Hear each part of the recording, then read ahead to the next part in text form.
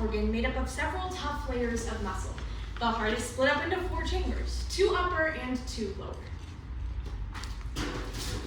A young man was proud of his beautiful and healthy heart. One day he proclaimed that he had the most beautiful heart in the entire valley. A large crowd gathered to look at the young man's heart. Indeed, his heart was smooth and shiny. He had the most beautiful heart in all the valley. Everyone agreed. Your beauty should not come from outward adornments, such as the wearing of fine clothes or gold jewelry or elaborate hairstyles. Rather, it should be that of your inner self, the unfading beauty of a gentle and quiet spirit, which is a great work in God's sight.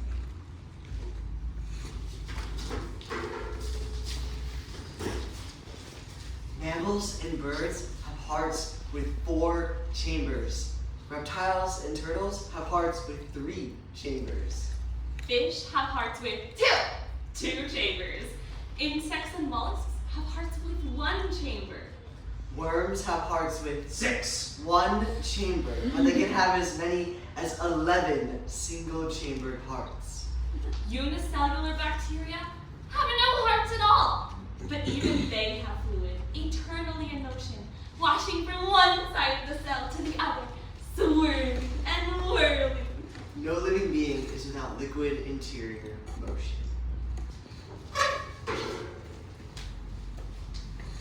My heart is broken. It doesn't work like it's supposed to. I'm sorry, Ben. I know this isn't what you wanted to hear. That's it. There's nothing we can do. I'm just gonna die? No, not at all. We'll just need to get you a new heart. I'm gonna put you on a waiting list for a heart transplant. I'm not sure how to feel about a heart transplant. Besides the brain, there's nothing more personal about a person than their heart. I know it's just an organ, just tissue and muscle doing its job, but it feels like more than that. Like I wouldn't be entirely myself without my own heart. No doubt, you've heard the tale of Davy Jones, the most feared pirate to ever sail the 7 seas. But before there was the monster, there was the man, a sailor, hopelessly in love. Callie, in all this world there is no one I could ever love more. Will you marry me? Oh, Davy, if only you weren't a sailor, so I could accept. But do you really expect me to wait here, never knowing when you're going to return, raising our children alone? I'm sorry, I can't. Well, what is that in the face of love? Time and distance are nothing in comparison when our hearts are joined. But they're not, Davy, and you know it. Your heart belongs to the sea. Don't ask me to compete with that.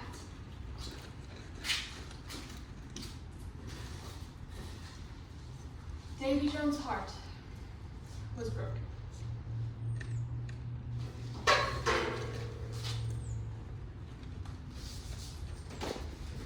Our fascination with the heart stems back to Greek rhetorician Galen, who posited that the heart affected nearly every part of our emotions. Both the mundane feelings and the romantic feelings.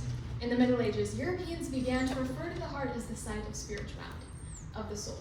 While the Bible refers to the heart metaphorically when speaking of our spiritual existence, the language of heart has retained its power in nearly every Western culture.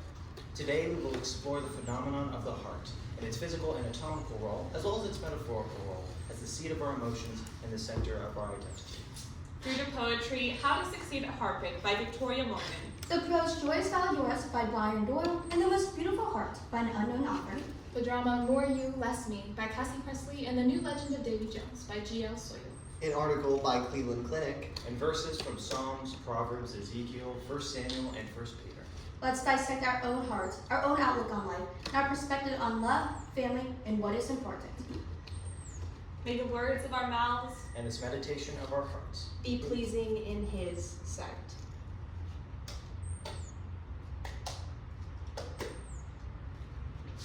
With each beat, a complex process occurs. Your chambers keep the blood moving throughout your veins and arteries. They also make sure that the blood receives the oxygen it needs to support your organs. The biggest heart in the world is inside of the blue whale. It weighs more than 7 tons. It's as big as this room. It is a room. with 4 chambers. A child could walk through it, head held high, bending only to step through the valves.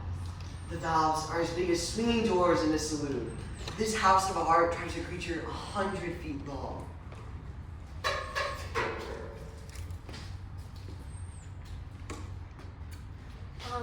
Yeah.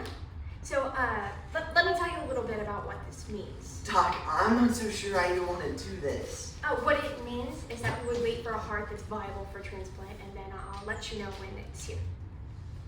All right. Will I get to know anything about the person's heart who I'm taking? That depends. Typically, the donor's family wants to know who's receiving the loved one's heart, so they'll approve contact, and you'll be able to be in contact with them. That makes sense. I'll make sure you have all the information you need, then. We'll make sure you get a good heart. I will give you a new heart And put a new spirit in you, I will remove from you your heart of stone. and give you a heart of flesh. In that moment, Davy Jones found the heartache too much to bear, and with his own hand, cut out his own heart and locked it away in a chest.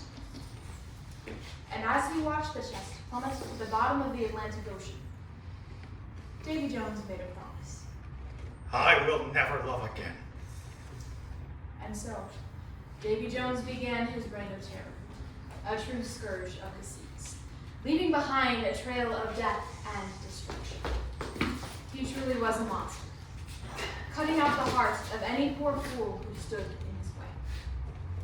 Loved by none, feared and hated by all, including himself. And with every heart he cut out, I became a legend, a myth, a cautionary tale, and my heart became a fantastical treasure to be found, the chest lost to the crushing depths of the sea, and the key which unlocks the cursed chest. No one quite knows what's become of it, except for myself, of course. Let's just say I keep it close. Above all else, guard your heart. for everything you do flows from it.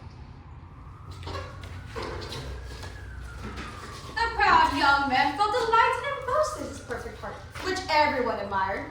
Suddenly, a voice from the crowd said, Your heart is not as beautiful as mine. The young man searched the crowd to find the person behind the voice. An older gentleman appeared. Show us your heart if you believe it's more beautiful than mine. The old man carefully showed his heart. The crowd and the young man looked at the old man's heart. The old man's heart was beating healthily, but it was not smooth and shiny like the young man's heart. Instead, it had scars all over it. It has places where some pieces of the heart have been removed and others were put in. There were pieces that didn't fit perfectly with several uneven edges, and there were gouges where pieces were missing. How can he claim that he has the most beautiful heart in the entire valley? You must be kidding.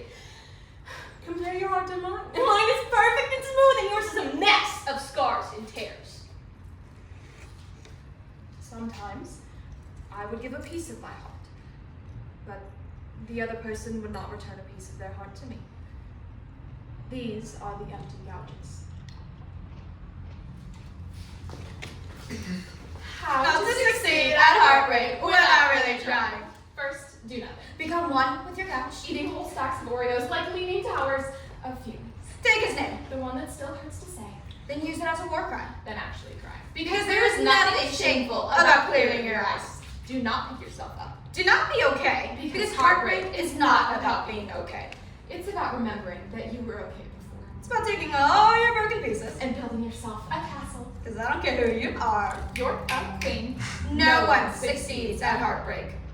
I've built myself a throne room of pizza boxes and empty Lunchables. And I can't stop crying into my Campbell's chicken noodle soup. But one day, I'll cry myself a fountain of youth.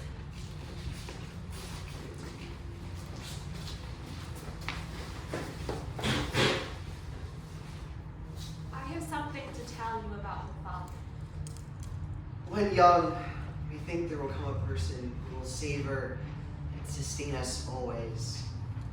As we grow older, we realize that this is the dream of a child, that all hearts finally are bruised and scarred, scored and torn, patched by will and time and force of character, and yet fragile and rickety forevermore. No matter how ferocious the defense, or how many bricks I bring to the wall. Davy Jones ruled the seas, becoming more powerful and more vile with every heart he could act. And as I sailed under him, he taught me his ways and his reason. This world is yet to realize just how merciful I actually am. The human heart is a cancer feeding into your hopes and good intentions until it breaks and leaves behind nothing but pain and misery. So we're saving them from their own hearts. Precisely.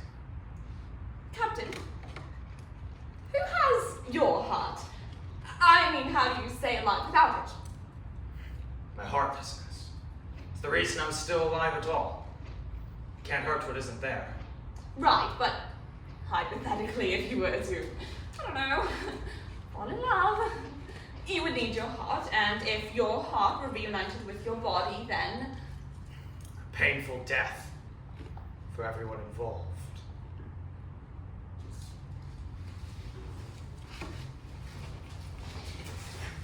You can brick up your heart as stout and tight and cold and hard and impenetrable as you possibly can, and yet down it comes in an instant. Felled by the second glance of a woman, by the brush of your mother's hand in the thicket of your hair, by the shatter of glass in the road, by the words, I have something to tell you about your mother.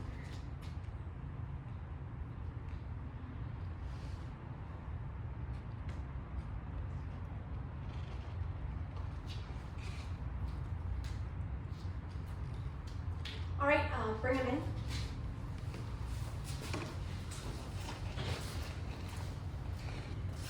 Hey, Ben, are you ready? I'm ready. Right. Off to sleep then.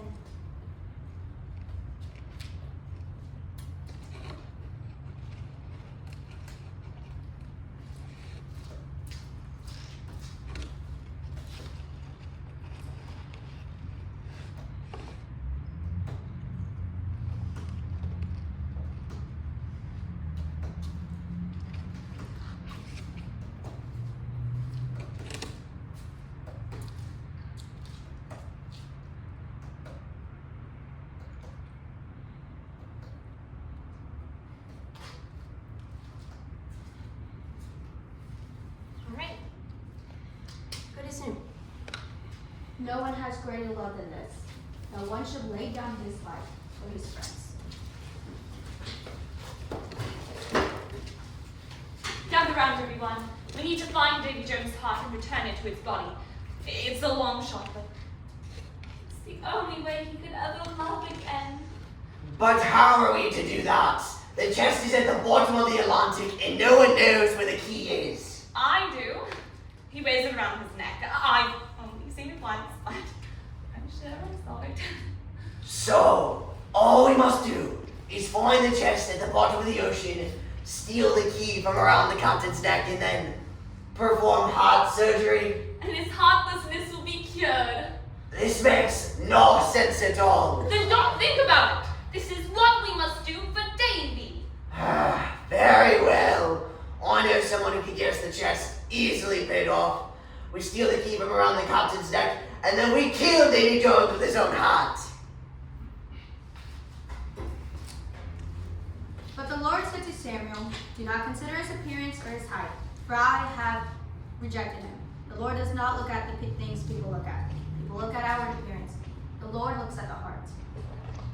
Yes, your heart looks perfect, but I would never trade your heart with mine. Every scar in my heart represents a person I have given my love to. I tear a piece of my heart and give it to them. Usually, my loved one gives me back a piece of their heart that fits into the empty place in mine. But since everyone loves each other differently, sometimes that piece of the heart may not perfectly fit mine, so you can see some rough edges. These scars and rough edges remind me of the love that we shared. And although these gouges are painful, they remind me of my love for these people too. So do you now see what true beauty is? How to succeed at heartbreak. Let's go back to the beginning. I am tired of self-help tips and friendly pick-me-ups. I drink up bottles, bottles, and bottles. Pretending their mouths belong to someone else. But I'm done feeling sorry for myself. Because why apologize for loving until you burst? My capacity to feel needs no pardon. My heart is now broken. I need no mending. I'm just a little more Explosive. Have you found it? I have. Good. Now we just need the key. Captain! Oh, Davy! I heard you were feeling a bit down today. You say that like it's out of the ordinary. It's in here. I'm a heartless reprobate, remember? Right. Well, I thought I might try to cheer you up with a neck massage. That will not be necessary. Oh, come on, Davy. Give it a try. Maybe it'll help. I seriously doubt that. Treachery! From my own first mate, no less. And a most incompetently concocted attempt, I may add. What exactly was it that you were planning to do with it? You mutinous podfest! Please, Captain, you can't live like this. We're only trying to help you. You know nothing. My heart will kill me. Your reign of terror is over, Davy Jones. You will be kind again. You will love again. I will never love again! Oh, pickles. Ow! Captain, no!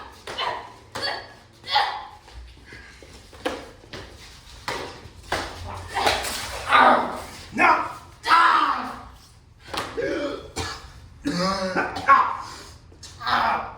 No! No! No! My heart! What have you done? You can feel again. Are you done, Davy? Yes! No! It's okay, Captain. Uh, It's over now. the pain is dying away. I feel warm. You mean My heart is healed. It just needed time. so you will love again? I believe I will. He heals the brokenhearted and binds up their wounds.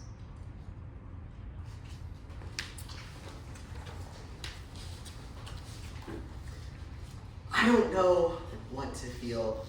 Because of her death, I have life. And as long as I'm around, my kids will always have their mother.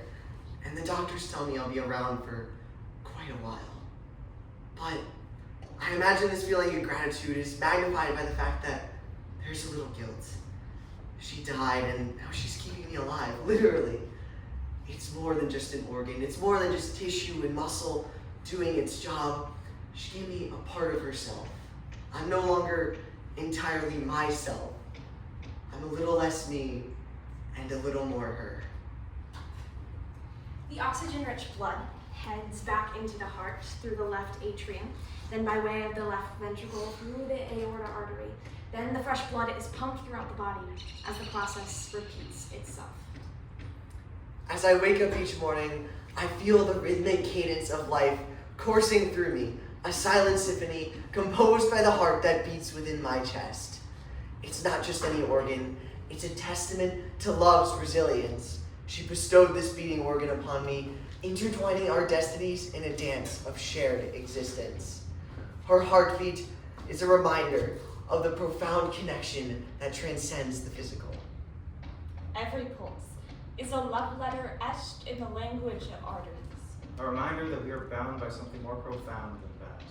By the pulsating rhythm Of our shared heartbeat.